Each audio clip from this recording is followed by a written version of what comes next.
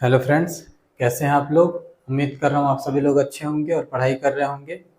हमारा बंगाल का टॉपिक चल रहा था और उसमें हमने अलीवर्दी तक देख लिया था, यानी बंगाल के नवाबों में अलीवर्दी खां को देख लिया था। अगला जो हमारा नवाब है आज के लिए, जो हम जिसको देखने वाले हैं, वो है सिराजुद्दौला। ठीक है, सिराजुद्दौला के बारे में हमको सारी बातें आज पता होनी चाहिए। ठीक है, तो अगला हमारा नवाब है सिराज उद दौला। ठीक है, टाइम पीरियड है इसका 1756 से लेकर के 1757 तक। ठीक है, अलीवर्दी, अलीवर्दी कौन है? इसका नाना है। ठीक है, अलीवर्दी की मृत्यु के बाद नवाब कौन बना? नवाब सिराज बना। कब बना है? 10 अप्रैल 1756 को। उम्र क्या है जब ये नवाब बना है? मात्र 23 साल। 23 वर्ष की उम्र में ये नवाब बन गया। ठीक है, नवाब बनेगा, सारी चीजें होंगी, लेकिन ये जाना जाता है अंग्रेजों से अपने संघर्ष के कारण इसने एक पहलू में अंग्रेजों को परेशान किया, हराया, और दूसरे पहलू में हार भी गया। इसका शासनकाल आप लोग देख रहे होंगे 56 से लेकर के 57 तक है। मात्र साल भर का शासन है। क्यों?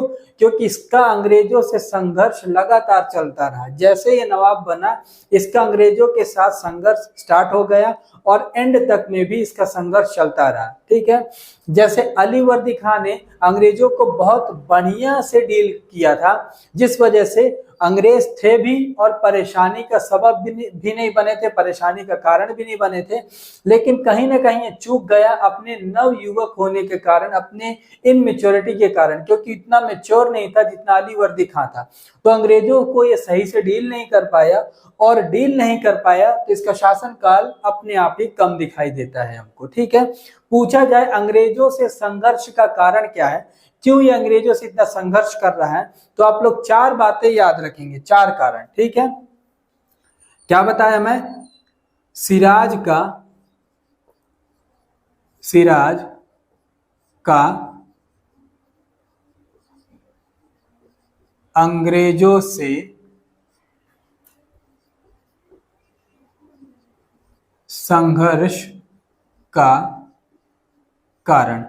सिराज का अंग्रेजों से संघर्ष का कारण। ठीक है, कारण में हमको कुल 4 कारण देखने हैं।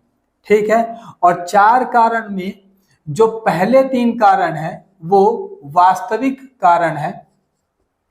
ठीक है, और जो चौथा कारण है, अंतिम जो कारण है, या जिसको पहला जो लास्ट वाला एक कारण है, वो तात्कालिक कारण है। ठीक है, वास्तविक कारण है और तात्कालिक कारण है। तो पहले कारण में या पहले 3 कारणों में हम क्या देख सकते हैं?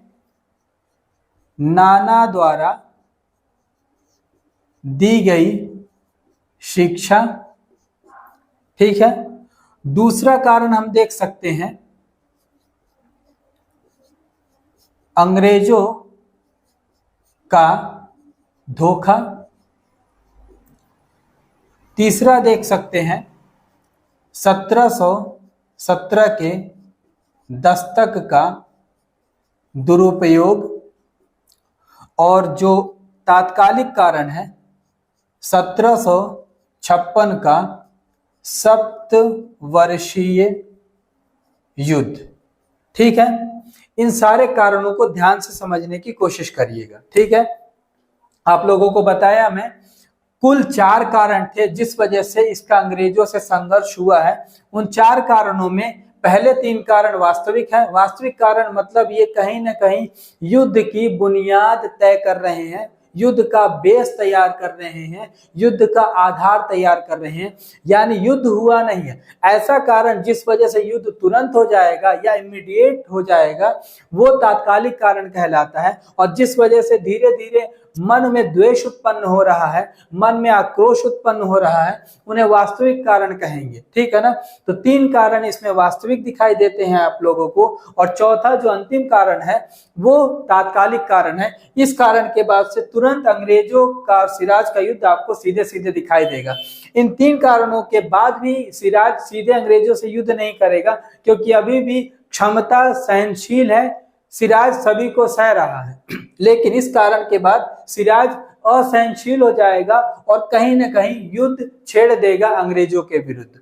तो पहला कारण क्या आप लोगों को बताया, नाना द्वारा दी गई शिक्षा। तो नाना ने सिराज को क्या शिक्षा दी थी? पहली शिक्षा उसने दी थी कि जो यूरोपीय हैं वो बहुत अधिक शक्तिशाली हो चुके हैं। यूरोपियन में अंग्रेज भी थे, पुर्तगाली भी थे, फ्रेंच भी थे। ये सारी शक्तियां भारत में बहुत ज्यादा ताकतवर हो चुकी थी, सुदृढ़ हो चुकी थी, मजबूत हो चुकी थी। तो नाना अली वर्दी खान ने बताया कि सिराज जो यूरोपीय शक्तियां हैं वो बहुत ज्यादा अपने आप को सुदृढ़ कर चुकी हैं, कभी भी इनको एक साथ हराने की कोशिश मत करना, कभी भी इनको एक साथ हराने की कोशिश नहीं करना, वरना तू हार जाएगा। दूसरा इन्होंने बोला कि इनमें से सबसे ज्यादा जो शक्तिशाली हैं और कूटनीतिज्ञ हैं वो अंग्रेज हैं। अंग्रेजों से कभी भी सीधे लड़ाई मत करना, डायरेक्ट लड़ाई मत करना। और फिर नाना ने सलाह दी थी कि अंग्रेजों को कभी भी किलेबंदी मत करने देना, अपने सिक्के मत ढालने देना, उनको अपने इलाके में संघर्ष मत करने देना, उनको अपने इलाके में सेना मत रखने देना, उनको अपने इलाके में किसी भी तरह का हस्तक्षेप मत करने देना, यानी अपने इंटरनल मैटर में किसी भी तरह का इंटरफेयर मत करने देना। ये नाना ने सिराजुद्दौला को समझाया था। अब ऐसी बातें समझा रहा है तो इसका मतलब कहीं ना कहीं अंग्रेजों के प्रति सिराज के मन में एक द्वेष उत्पन्न होगा, क्योंकि नाना ने बता दिया कि अंग्रेज जो है धोखेबाज है और यूरोपीय में शामिल होते हैं, तो इनकी शक्तियां बढ़ चुकी हैं, इनको एक साथ हराने की कोशिश करेगा तो कभी नहीं हरा पाएगा, इनको अलग अलग करके हराना, यानी पुर्तगालियों को पहले हराना, फिर अंग्रेजों को हराना, फिर फ्रेंच को हराना, एक साथ कभी नहीं हराना, नहीं तो ये नहीं हारेंगे। दूसरा, इनमें से सबसे ज्यादा तो शक्तिशाली हैं वो अंग्रेज हैं, सबसे ज्यादा दिमाग वाले भी यही हैं, तो इनको कभी किलेबंदी मत करने देना, सिक्के मत ढालने देना, संघर्ष मत करने देना, अपने इलाके में सेना मत रखने देना, और अपने इंटरनल मैटर में, आंतरिक मामलों में इनको इंटरफेयर मत करने देना, हस्तक्षेप मत करने देना। अगर ऐसा करेगा तो अंग्रेज कमजोर होंगे, और जब अंग्रेज कमजोर होंगे तब उनको हराने की कोशिश करना, यानी पहले इन सबको तू कमजोर करना और इसके बाद हराने की कोशिश करना, तभी तू कामयाब हो पाएगा, नहीं तो नहीं हो पाएगा, क्योंकि ये अजेय हो चुके हैं। ठीक है। इसके बाद से दूसरा कारण आप लोगों को बता रहा हूं, अंग्रेजों का धोखा। क्या धोखा दिया था अंग्रेजों ने? पहला याद रखेंगे आप लोगों को, एक नाम बताते, ये जो टॉपिक है यहां पर बता रहा हूं, दूसरा कारण। ठीक है। तो अंग्रेजों ने किस तरह से धोखा दिया, यहां पर 2 लोगों का नाम आप लोग याद रखेंगे। एक नाम है राजवल्लभ और इसके पुत्र का नाम है कृष्ण वल्लभ। राजवल्लभ कौन है? ये हिंदू राजा है। ठीक है। राजवल्लभ और कृष्ण वल्लभ के बारे में बता रहा हूं। तो राजवल्लभ जो है ये एक तो हिंदू राजा है, दूसरा ये सिराज का विरोधी भी है। ठीक है। और साथ में जो सिराजुद्दौला का विरोधी ग्रुप है, विरोधी समूह है, उसका ये नेता है। ठीक है। राजवल्लभ जो है वो हिंदू राजा भी है, विरोधी भी है सिराजुद्दौला का, और जो सिराजुद्दौला के जितने विरोधी हैं उनका ये नेता भी है। साथ में राजवल्लभ और कृष्णवल्लभ ने पैसा या धन की चोरी की थी। किसकी? घसीटी बेगम के धन की चोरी कर ली थी। घसीटी बेगम कौन है? इसकी मौसी है। ठीक है। तो 3 कारण यहां देखिएगा। पहला तो राजवल्लभ विरोधी भी हैं, राजवल्लभ कृष्णवल्लभ दोनों, इसमें से राजवल्लभ जो है विरोधियों का नेता है, और ये दोनों मिलकर के घसीटी के खजाना से कुछ पैसे चोरी कर लिए घसीटी के खजाने से। इन सारे कारणों को जानने के बाद भी कि सिराजुद्दौला के विरोधी हैं, सिराजुद्दौला के यहाँ से पैसा चोरी किए हैं, उसके बाद भी अंग्रेजों ने क्या किया, इन लोगों को कलकत्ता के फोर्ट विलियम में शरण दे दी, यानी अपने यहाँ इनको रहने के लिए जगह दे दी। कलकत्ता के फोर्ट विलियम में रहने के लिए इनको जगह दे दी। पहला कारण बना जो सिराजुद्दौला को बुरा लगा। दूसरा, सिराजुद्दौला ने बोला ठीक है तुमने शरण दे दी, कोई बात नहीं, लेकिन ये अपराधी कैसे हैं, ये अपराधी मेरे हैं, इन अपराधियों को तुम मुझे लौटा दो, यानी वापस कर दो। सिराजुद्दौला ने बोला, अंग्रेजों ने वापस करने से मना कर दिया। ये दूसरा कारण फिर से बन गया। पहला तो शरण दी, इतने कारणों को जानने के बाद भी। दूसरा, सिराज ने बोला कि ये जो अपराधी हैं वो मेरे हैं, तुम इन्हें वापस कर दो, अंग्रेजों ने मना कर दिया। दूसरा कारण। तीसरा कारण और याद रखिएगा, यहां पर जो अंग्रेज थे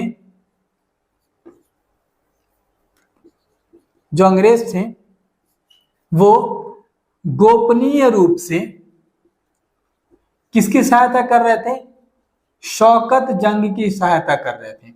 ये तीसरा कारण। शौकत जंग कौन है, सिराजुद्दौला जैसे गद्दी पर बैठा है, शौकत जंग ने नवाबी का दावा कर दिया है कि सिराज गद्दी के लायक नहीं है, सिराज गद्दी पर नहीं बैठेगा, गद्दी पर मैं बैठूंगा। क्यों?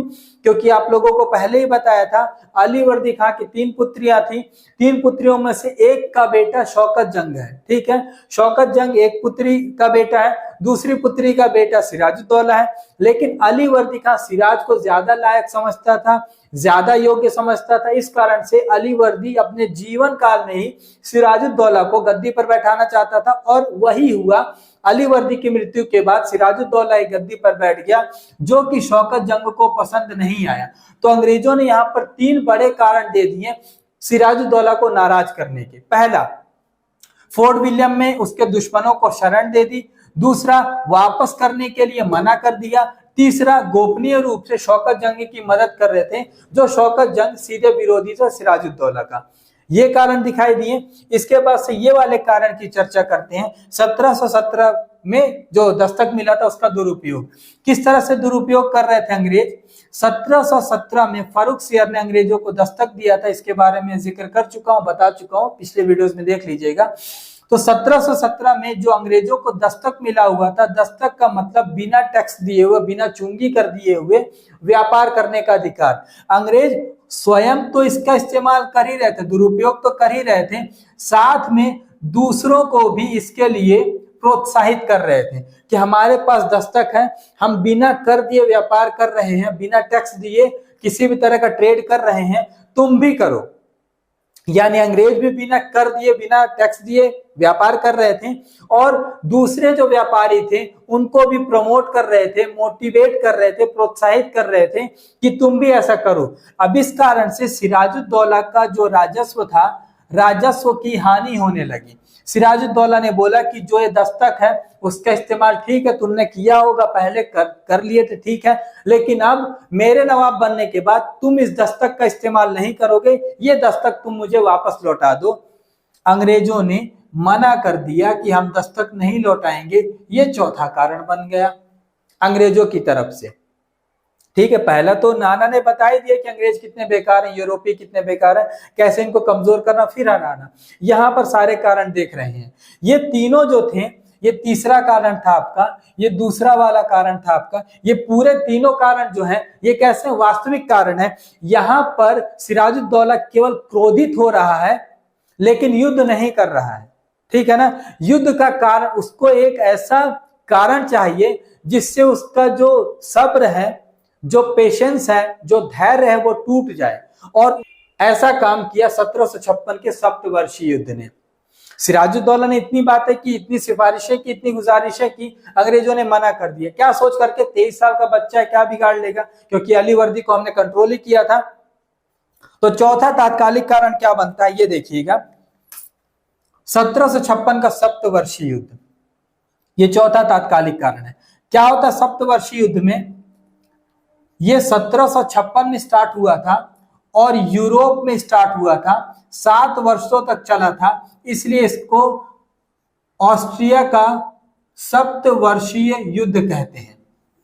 जब ये युद्ध होने लगा तो यहां पर दो बड़ी शक्तियां काम कर रही थी। पहला कौन थे? अंग्रेज थे, और दूसरे कौन थे? फ्रांसीसी थे। अंग्रेजों ने किलेबंदी स्टार्ट कर दी, दोनों ने, अंग्रेजों ने भी और फ्रांसीसियों ने भी, दोनों ने क्या किया? किलेबंदी स्टार्ट कर दी। किलेबंदी मतलब अपनी फैक्ट्रियों के किनारे किनारे चारों तरफ बाउंड्री खड़ा करना और सेना रखना।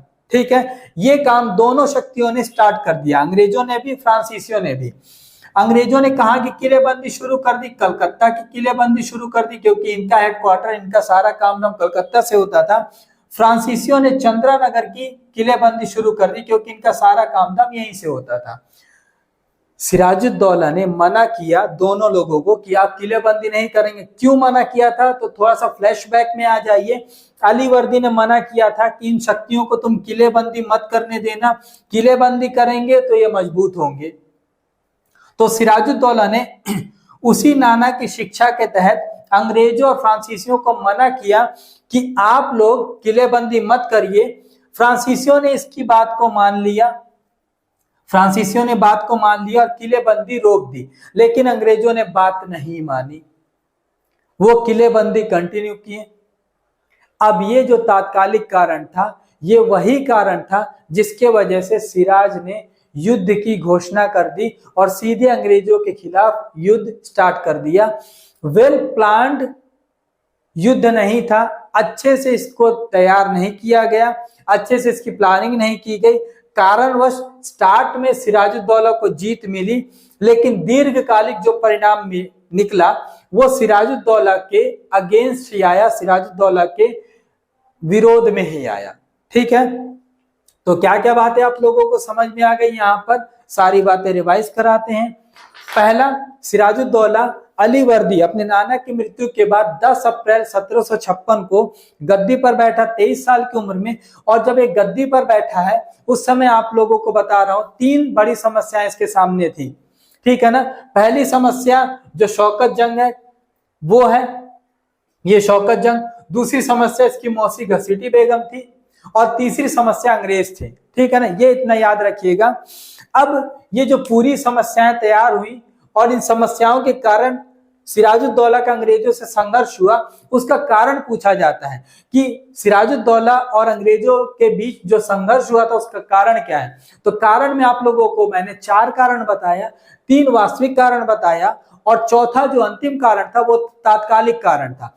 पहला वास्तविक कारण क्या था? नाना द्वारा सिराज को सिखाई गई, समझाई गई या दी गई शिक्षा। नाना ने क्या शिक्षा दी थी कि देख बेटा, अंग्रेज सही व्यक्ति नहीं है, या अंग्रेज या पूरे के पूरे यूरोपीय वो सही नहीं है, वो सभी आपस में मिलजुल करके काम कर रहे हैं और इनमें से सबसे ज्यादा शक्तिशाली जो शक्ति है वो अंग्रेज है। तो कभी भी इन पूरी शक्तियों को यानी पूरे यूरोपियों को तू एक साथ हराने की कोशिश मत करना, नहीं तो तू खुद हार जाएगा। दूसरा, इनमें से अंग्रेजों को कभी कम मत समझना, इनको किलेबंदी मत करने देना, इनको सेना मत रखने देना, इनको अपने सिक्के मत डालने देना और इनको अपनी राजनीति में, अपने आंतरिक मामलों में इंटरफेयर मत करने देना, हस्तक्षेप मत करने देना। अगर तू ऐसा करने देगा तो ये मजबूत होंगे और ये मजबूत होंगे तो तुझे गद्दी पर बैठने नहीं देंगे, तुझे परेशान करेंगे। और अगर ये सारे कारण पर तूने रोक लगा दी, यानी इनके किलेबंदी पर रोक लगा दी,